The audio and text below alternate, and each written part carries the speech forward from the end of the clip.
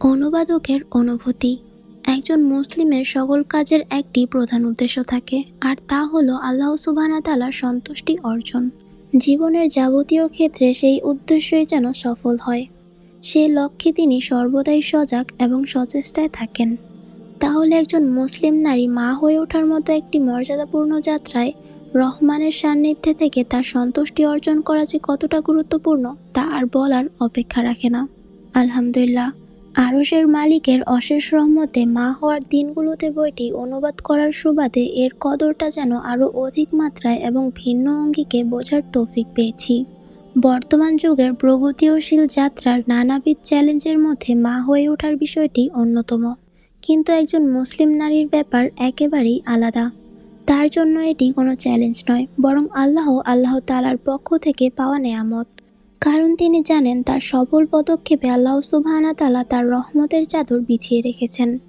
আর তাই তার এই মা হয়ে ওঠার যাত্রা যেন সাবলীল ও কার্যকর হয়, সেই লক্ষ্যে এই বইটি সহায়ক হিসেবে পথ দেখাবে বলে আশা করি, ইনশাআল্লাহ। মা হলেন সন্তানের প্রথম শিক্ষক, তাই গর্ভকালীন মুহূর্ত থেকেই সন্তানকে মালিকের সাথে পরিচয় করিয়ে দেওয়া একজন মায়ের কর্তব্য। ভাবছেন এই প্রচেষ্টার প্রথম ধাপটি কিভাবে শুরু করবেন, তাই তো? লেখিকা উম্মু হাসান বিনতু সালিম সেই উপায়গুলোই বইতে তুলে ধরেছেন অত্যন্ত যত্নের সাথে। এর প্রতিটি ভাঁজে রয়েছে কুরআন ও হাদিসের আলোকে আঁকা গর্ভকালীন সময়ের শুরু থেকে শেষ অবধি বিভিন্ন দিক নির্দেশ। একজন গর্ভবতী মুসলিম নারী তার এই বিশেষ সময়ের প্রতিটি মুহূর্ত কিভাবে আল্লাহ সুবহানাহু ওয়া তাআলার সান্নিধ্যে কাটাতে পারে তারই এক একটি উজ্জ্বল চিত্র ফুটে উঠেছে এই বইটিতে। যেহেতু ইসলামে একটি পূর্ণাঙ্গ জীবন ব্যবস্থা, তাই গর্ভকালীন সময়ে ইসলামের পরশ থেকে কোনো মুসলিম নারী যেন ছিটকে না পড়েন তারই একটি চেষ্টা করা হয়েছে এই বইয়ে। আলহামদুলিল্লাহ, আমি নির্দ্বিধায় বলতে পারি এই মহান প্রচেষ্টায় লেখিকা পুরোপুরি সফল। সবশেষে দোয়া করি এই গোছানো গাইডলাইনটির অনুদিত রূপটি যারা পাঠকের দুয়ারে পৌঁছে দেওয়ার মতো উদ্যোগ নিয়েছে তাদের সকলকে আল্লাহ সুবহানাহু ওয়া তাআলা কবুল করে নিন। বইটির জ্যোতি পাঠক সমাজে ছড়িয়ে পড়ুক এবং সকলের অন্তরকে ছুঁয়ে যাক, ইনশাআল্লাহ, আমিন। শুরুর কথা। প্রথমবার মা হওয়াটা ছিল আমার জীবনের এক বিশেষ মুহূর্ত। এই সময়টাতে সঠিক এবং কার্যকর পরামর্শের জন্য আমাকে নির্ভর করতে হয়েছে আমার পরিবার, বন্ধুবান্ধব ও এই বিষয়ের উপর লিখিত বইয়ের ওপর। সেই সংকটপূর্ণ সময়টা স্বাভাবিকভাবে পার করার জন্য সকলের সহযোগিতা ও আস্থা আমার অতি অবশ্যই দরকার ছিল বটে, তবে তখন বই ছিল মূলত আমার একেবারে অন্তরঙ্গ বন্ধুর মতো। গর্ভকালীন সময়কে ঘিরে আমার প্রত্যাশা ও করণীয় বর্জনীয় যাবতীয় বিষয়াদি আমি বই পড়ে জানতে পারি। বলা চলে গর্ভাবস্থার প্রথম দিক থেকে বইয়ের সঙ্গে আমাকে পরিপূর্ণ গর্ভকালীন অবস্থার স্বাদ দিয়েছে। তবে আমার পঠিত বইয়ের বেশিরভাগই ছিল অমুসলিম লেখিকার রচিত। সেগুলোর ব্যাখ্যাও কেবল অমুসলিম নারীদের বেলায় প্রযোজ্য বলেই মনে হয়েছে আমার। কারণ একজন গর্ভবতী মুসলিম নারী হিসেবে আমার এমন কিছু প্রশ্ন ছিল যার উত্তর বা কোনো ব্যাখ্যা আমি বইগুলোতে পাইনি। এই যেমন গর্ভে বেড়ে ওঠা নতুন সত্তার সাথে একজন ফেরেশতার সাক্ষাৎ, তার ভাগ্যলিপির লিখিত এবং মাংসপিণ্ডে রূহের সঞ্চার। এইসব বিষয়গুলো নিয়ে কোনো তথ্য সেই সব বই আমাকে দিতে পারেনি। অপরন্তু কিছু কিছু বইতে এঁকে রাখা অসঙ্গত ছবি দেখার পর নিজেকে এই অবস্থায় ভাবতেও আমার অস্বস্তি হচ্ছিল। সেইখানে ব্যাপারটা নিয়ে আমার স্বামীর সাথে আলোচনা করা তো ছিল অনেক দূরের বিষয়। বইগুলো পাঠ করার সময় যে বিষয়টা ভালো রকমের ঘাটতি চোখে পড়ছিল তা বলতে গেলে বলতে হবে সেটা ছিল আধ্যাত্মিকতা। গর্ভাবস্থার সময়টাতে মহান রবের খুবই নিকটবর্তী হতে চেয়েছিলাম, কিন্তু বইগুলোতে আত্মিক বিষয়গুলোর চেয়ে বৈহিক দিকটা আলোচনায় ছিল বেশি। কিছু কিছু মুহূর্তে সন্তান কেন্দ্রিক চিন্তায় শুধু আমার ভাবনা জুড়ে জেগে বসত। সন্তানকেই মনে করতাম আমার জীবনের সকল লক্ষ্য, উদ্দেশ্যের কেন্দ্রবিন্দু। অথচ একজন মুসলিম হিসেবে আল্লাহ সুবহানাহু ওয়া তাআলার ইবাদতই আমাদের জীবনের মূল উদ্দেশ্য। তাই শুধু সন্তান কেন্দ্রিক যে চিন্তা আমি আচ্ছন্ন হয়ে পড়ছিলাম, সেই চিন্তাকে বদলে নিজের ভেতরে নতুন চিন্তা আনয়ন আমার জন্য আবশ্যক হয়ে দাঁড়িয়েছিল।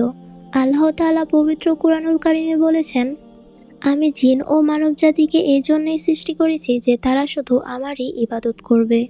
আলহামদুলিল্লাহ, গর্ভকালীন সময়ের আগের এবং পরের করণীয় বর্জনীয় বিষয়ে ইসলামিক সাহিত্যে অনেক বই পুস্তক রচিত হয়েছে।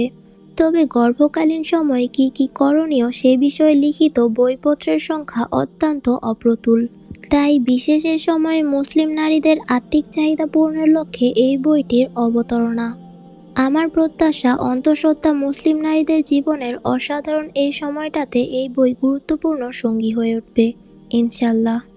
এই বইয়ের প্রতিটি বিষয় লেখা হয়েছে বর্তমান সময়ের মুসলিম নারীদের চিন্তা মস্তিষ্কে রেখেই।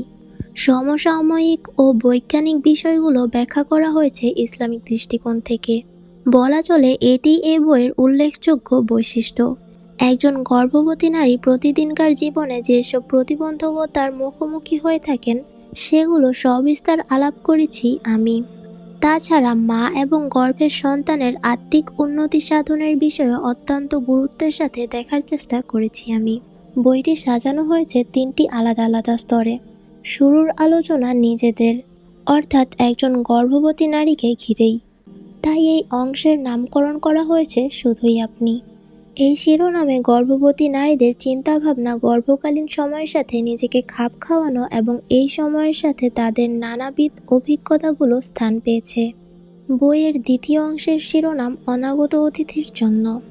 এই অংশে আছে আমাদের ভেতরে বেড়ে ওঠা সেই নতুন সত্তার আলোচনা। তাকে ঘিরে নতুন মা হতে চলা একজন নারীর উদ্বেগ, উৎকণ্ঠা এবং একটি উত্তম জীবন শুরু করার প্রয়াস। বইয়ের শেষ অংশটি সাজানো হয়েছে গর্ভকালীন সময়ের একেবারে শেষ মুহূর্তটা ঘিরে। অপেক্ষার শেষ দিনগুলো শিরোনামের এই অংশে একজন গর্ভবতী নারীর শেষ মুহূর্তগুলোর অনুভূতি, প্রসবকালীন সময়ের জন্য চূড়ান্ত প্রস্তুতি এবং আস্থা ফলাফল নিয়ে তার চিন্তাভাবনাগুলো স্থান পেয়েছে।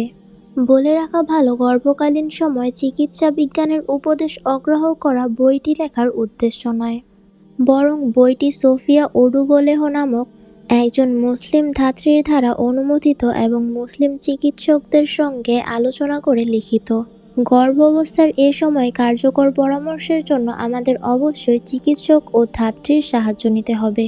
তাই এই সময় একজন নারী ও অনাগত সন্তানের যেসব শারীরিক পরিবর্তন ঘটে সেসব বিষয়ে কোনো গভীর আলোচনা এই বই করা হয়নি। এইসব বিষয় নিয়ে চমৎকার বই মজুদ আছে। কেউ ইচ্ছা করলে সেই বইগুলোকেও পাঠ্যতালিকায় রাখতে পারেন। আরেকটি গুরুত্বপূর্ণ বিষয়েও আমি দৃষ্টি আকর্ষণ করতে চাই, তা হলো আমার এই বইটি শরিয়াহ কোনো মুহাক্কিক আলেমের বিকল্প নয়। কেননা গর্ভকালীন সময়ে এমন কিছু ব্যাপার থাকে যেসব বিষয় একজন ভালো আলেমের পরামর্শ গ্রহণ করা উচিত, যেমন রমাদানের সিয়াম পালন করা এবং প্রসবোত্তর রক্তপাত বিষয়ে করণীয় ধর্মীয় বিধান ইত্যাদি। আমি চেষ্টা করেছি ইসলামী আইনগত কোনো তথ্য এই বই না রাখতে এবং পাঠকদের অনুরোধ করব এই বিষয়ে তারা যেন সংশ্লিষ্ট ক্ষেত্রের বিজ্ঞ আলিমের পরামর্শ অনুসরণ করেন। যে কোনো স্থানীয় মসজিদে আমরা আমাদের জিজ্ঞাসাগুলো জানতে পারি, অথবা দেশ ও বিদেশের যে কোনো ইসলামী প্রতিষ্ঠানে ফোন কলে যোগাযোগ করেও পরামর্শ নিতে পারি। আল্লাহ সুবহানাহু ওয়া তাআলা যেন আমার এই প্রয়াস তাদের জন্য উপকারী করে তোলেন যারা এই বইটি পড়বেন, এবং তার উসিলায় আমার গুনাহগুলো যেন মাফ করে দেন। আসসালামু আলাইকুম এভরিওয়ান। আমরা আজকের পর্বে অনুবাদকের অনুভূতি আর শুরুর কথাগুলো জানলাম। পরবর্তী পর্বতে আমরা বইয়ের মূলে চলে যাব। ততদিন পর্যন্ত সবাই সুস্থ থাকুন, ভালো থাকুন। আল্লাহ হাফেজ।